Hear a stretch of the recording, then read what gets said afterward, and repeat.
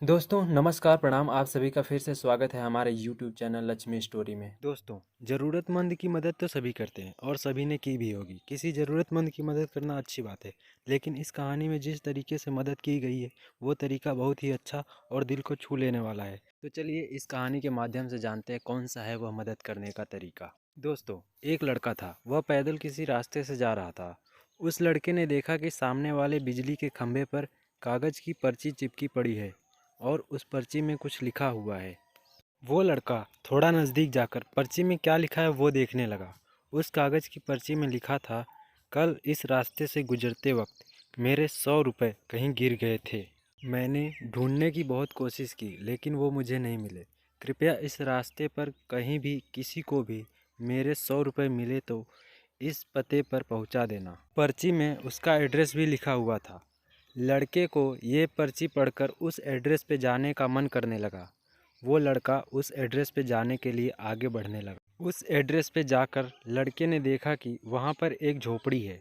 लड़के ने बाहर से आवाज़ लगाई तो उस झोपड़ी में से एक वृद्ध औरत लाठी के सहारे बाहर आने लगी। लड़के को पता चल गया कि यह वृद्ध औरत सिर्फ अकेली ही इस झोपड़ी में रहती है।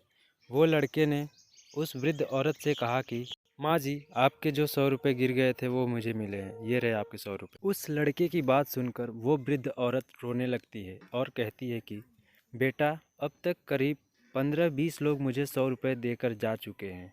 बेटा, मुझे ठीक से दिखाई भी नहीं देता और मुझे पढ़ना लिखना भी नहीं आता। पता नहीं किसने मेरी ऐसी हालत देखकर मेरी मदद करने के लिए ऐसा किया है। लड़के ने 100 रुपये रखने के लिए कहा, पर वो वृद्ध औरत नहीं मानी।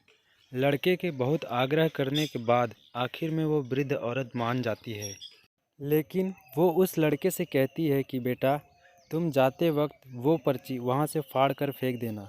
मुझे पता नहीं कि किसने मेरे पे तरस खाकर ऐसा किया है। लड़के ने कहा, माँ जी, आप इस बात की फ़िक्र मत करना, मैं वो पर्ची फाड़ दूंगा। अब वो लड़का उस वृद्ध औरत के घर से निकल जाता है। थोड़ी देर चलने के बाद उस लड़के ने सोचा कि आखिर मुझसे पहले आए हुए उन 15-20 लोगों को भी तो इस माँ जी ने वो पर्ची फाड़ने के लिए कहा होगा, लेकिन उनमें से किसी ने भी पर्ची को नहीं फाड़ा, तो फिर मैं क्यों फाड़ दूँ। वो लड़का उस पर्ची को बिना फाड़े ही वहाँ से चला जाता है। उस लड़के के मन में उस व्यक्ति के लिए बहुत ही आदर और सम्मान था, जिसने ये तरीका ढूंढा था और इस ज़रूरतमंद वृद्ध औरत की मदद की थी। तो दोस्तों इस कहानी से हमें यही शिक्षा मिलती है कि हमारे मन में सिर्फ किसी ज़रूरतमंद की मदद करने की इच्छा होनी चाहिए, क्योंकि मदद करने के तो बहुत सारे तरीके होते हैं। हम किसी भी तरह मदद कर सकते हैं। तो दोस्तों आपको यह मदद करने का तरीका कैसा लगा हमें कमेंट में ज़रूर बताएं। ऐसी ही और वीडियो देखने और सुनने के लिए हमारे चैनल को सब्सक्राइब करें। मिलते हैं अगली किसी ऐसी ही रोचक, ज्ञानवर्धक और प्रेरणात्मक कहानी में। तब तक के लिए धन्यवाद।